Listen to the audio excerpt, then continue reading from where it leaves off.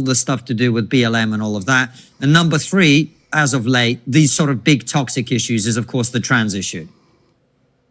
Okay, so sure, those are three issues, yes. Yeah, yeah, I was going somewhere with that. I just wanted to get confirmation that those are issues that exist, absolutely. Those are issues that exist. And what I am asserting to you is there are quite a lot of people, certainly here in the UK, and I know that in America it's the same in some circles, that feel very strongly about those issues, and they feel that the mainstream conversation about those issues is dishonest. So since David Pakman has been getting dismantled and obliterated, he will be now on the Triggernometry podcast talking about, you know, all of these type of progressive topics like transgenderism, BLM, all of these identity politics that the left is still holding on to. Do not get it twisted. They haven't forgotten about their issues that they love to hold on to, but he does get dismantled and obliterated anyway because these are not real issues that mean anything to anybody. So this is David Pakman embarrassing himself with the hosts from Triggernometry podcast about these leftist issues that mean nothing and doesn't change anything in society. And we do love to see it when these people fumble on their own tongues about these, again, non-existent problems.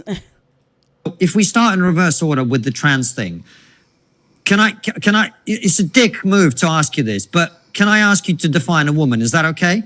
Yeah, so listen, I mean, I did a whole thing with this right-wing guy named Michael Knowles a little while ago. Okay. Where, you know, we were talking about the definition of a woman, and the context was the Ketanji Brown Jackson hearings and her refusal to answer. And there I argued that makes perfect sense because they're asking in a legal context. The question is who can bring a discrimination lawsuit on the basis of gender. So the thing about David Pakman, just really quickly, is that that's not the question Konstantin Kisin asked him. The question is, what is a woman? Yeah, I debated somebody named Michael Knowles. You know who Michael Knowles is about this. And the reason was because XYZ. What is a woman? Why is there your debate with Michael Knowles all of a sudden popping up?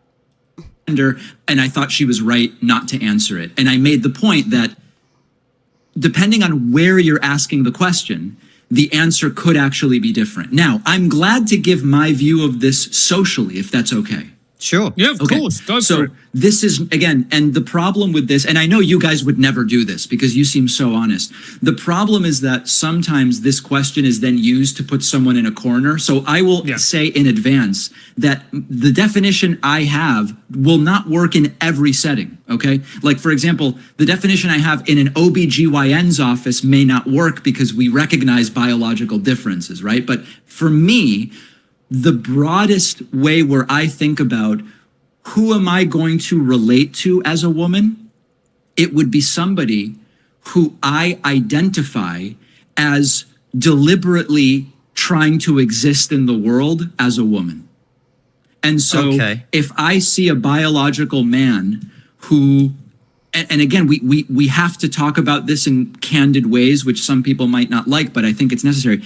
If I see me with a wig on, it's not going to be apparent to me that that's someone who is necessarily trying to exist in the world as a woman if they go by the name David and their voice is like mine and they dress like me. So I'm just going to make the best faith effort I can where if it's indicated through a number of different cues that someone is trying to exist in the world as a woman, I'll relate to them as a woman. That's fine. Yeah, this is actually, all it does is, first of all, it affirms delusion, okay? That's what it is. It's just affirming delusion.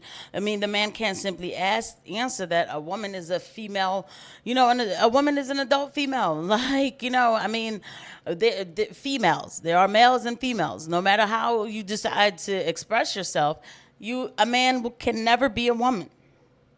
No matter how much he takes off or puts on, he cannot be a woman. A woman cannot be a man. No matter how much I don't know what she could ever try to do. Okay, first of all, we don't even want to get into the scientifics of a woman trying to be a man. Believe me, a woman could never be a man. It is delusion. It's actually something that requires some serious therapy, or to even ask, well, how did we get here in the first place? What's wrong? What can we do to help you? Who hurt you when you were younger?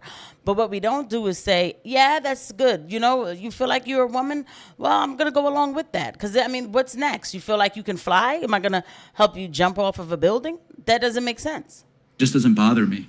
Oh, sure. And in fact, I am kind of where you are, in the sense that we've had a shit ton of trans people on the show, and we call them by whatever name they have and the pronouns that they've chosen, right? I've got no issue with that. Sure. However, my issue is that and again, this is me being straight with you. I hope you don't take offense to what I'm saying. Please. In your refusal to give a definition that is equally applicable in different circumstances, you're kind of avoiding the difficult elements of this, right? Well, the difficult elements are exactly that, which okay, sorry, I interrupted. Go ahead. And let me, I know you know where I'm going, but let me just give the examples so people know what we're talking about. So we have a number of cases here in the UK, for example, and I know you've had some in the US as well, where a trans woman who still has a male anatomy has been housed in a female prison and has gone on to commit sexual assault against women in prison. Right. Okay. We obviously have had trans women in female sports, where they, in my opinion, have an unfair advantage.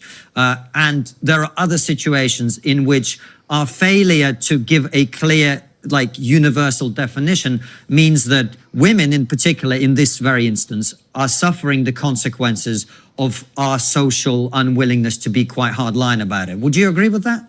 Well, that's what in a court they would say that that's a compound question, and we've really got to break down each of those, because whether I agree with everything you said, I don't know.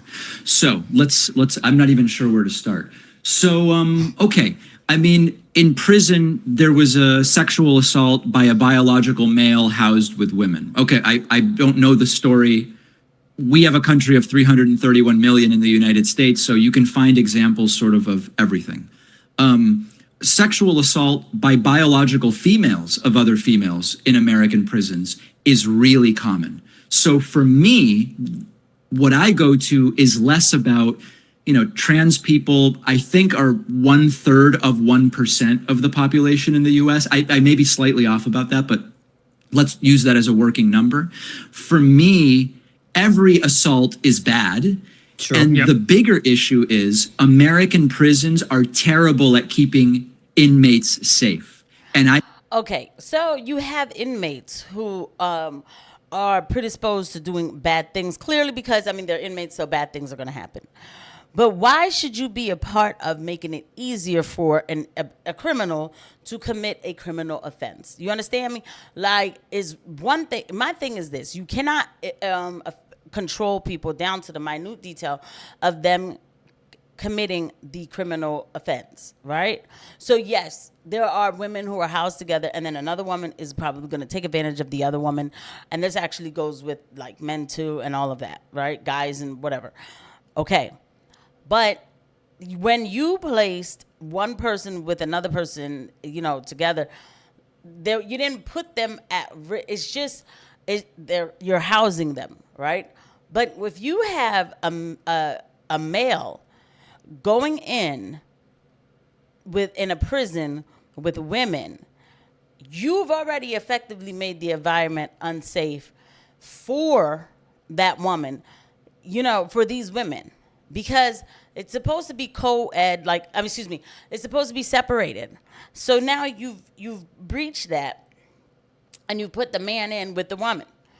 And I'm not saying that men are inherently violent. I'm saying that men are definitely stronger than women. And after a while of not getting any, I'm sure come on, all right? Like, let's have common sense with this. So why be a part of that? Why are you making it unsafe? You're a part of the environment being unsafe. At least if you take out as much risk as you can on your part, right? Then what happens next is on literally the people doing it. But the first question would be, well, how did that man get there? Well, he thinks he's a woman. But wait a minute. Like, it's like, well, and when I say man, I'm just using man as in this context or whatever, but in reality, it's like I don't call men don't act like this. You know, this delusional behaviors. You know, I don't really say they're men. You know, but because a man is you know, like a hardworking you know, all of that. So I don't want to disrespect any men, but I'm just saying. So it's like, why are we making it easier for people to commit crimes?